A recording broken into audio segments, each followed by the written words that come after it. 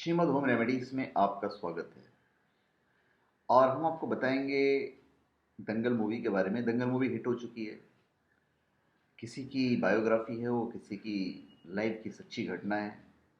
फिर उसमें 1% झूठ है, और ये खुद उस जिनके ऊपर मूवी बनाई गई है, ये उनका मानना है। तो 1% झूठ क्या है, वो हम आपको बताने जा रहे हैं।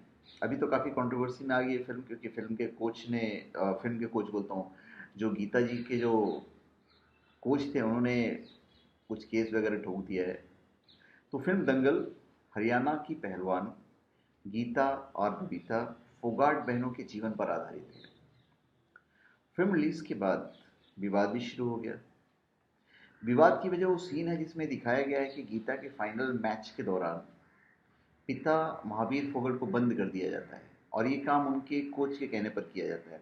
तो भाई आज की तारीख में कोई कोच देखेगा कि भाई जो खिलाड़ी उनके बाप को बंदी बना दिया गया, तो सीधी बात है कोच को बुरा लगेगा अगर उन्हें बंद नहीं किया होगा तो।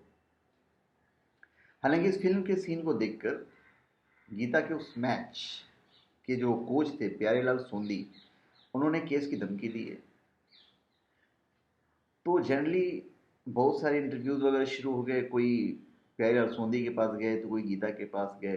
तो उसका जो ओवरऑल जो सिनॉप्सिस है वो ये है, गीता जी का जो कहना है कि उन्हें एक कमरे में बंद नहीं किया गया। फिल्म को रोमांचक बनाने के लिए वो दृश्य फिल्माए गए। उन्होंने ये कहा कि उनके पापा को रेसलिंग एरिया में जाने से रोका गया। रेसलिंग एरिया वो होता है जहाँ सभी पहलवान और कोच मौजूद रहते हैं। जो गीता के जो पिताजी थे, वो उनके साथ रहना चाहते थे, लेकिन उन्हें एंट्री गेट पर ही रोके रखा गया। मैच के दौरान भी उन्हें रोके रखा गया। मैच से पहले भी और मैच के दौरान भी उन्हें रेसलिंग एरिया में एंट्री नहीं मिल पाई।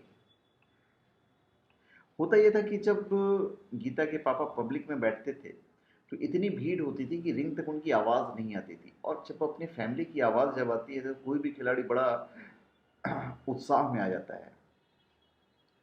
तो गीता का ये कहना है कि जब भी उनके पापा उनके साथ होते थे, तो वो बहुत अच्छा प्रदर्शन करते हैं। तो जब गीता से पूछा गया कि क्या उस वक्त इसका विरोध किया गया था, तो गीता ने बोला कि भाई उस वक्त हमारा जो कंसंट्रेशन रहता था पूरा गेम के ऊपर रहता था कि सामने खिलाड़ी कौन है, सामने वाला रेसलर कौन है। उस वक्त ये बात ध्यान में नहीं आती थी।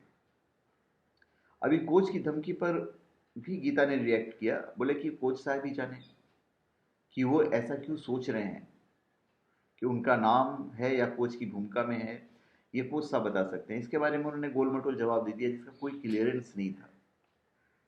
हाँ, जब उनसे ये बताया, पूछा गया कि फिल्म में क्या तड़का लगाया गया है, तो कहती हैं कि भाई तड़का नहीं लगाया गया। 90% 99% तो सारी चीज़ें सच हैं, और जो मेहनत दिखाई गई है वो भी ठीक है, पर इतनी कम मेहनत उन्होंने नहीं की थी, उन्होंने बहुत ज़्यादा मेहनत की थी। और पापा ने भी उनकी बहुत मेहनत की थी, तो वो 1% थोड़ा सा उन्हें कम लग रहा है।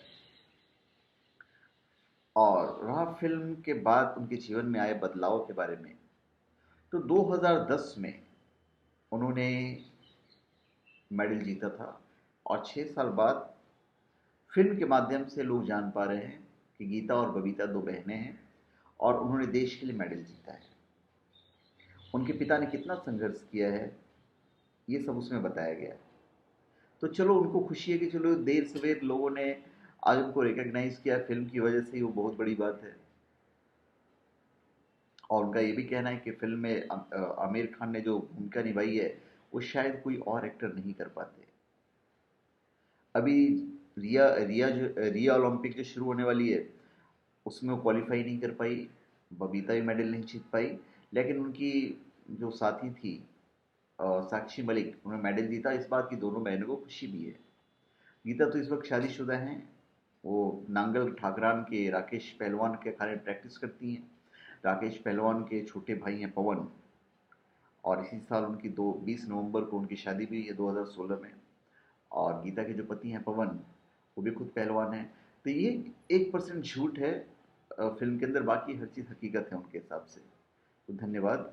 आप हमारे चैनल पे सब्सक्राइब करें और अपने कमेंट दीजिए। धन्यवाद।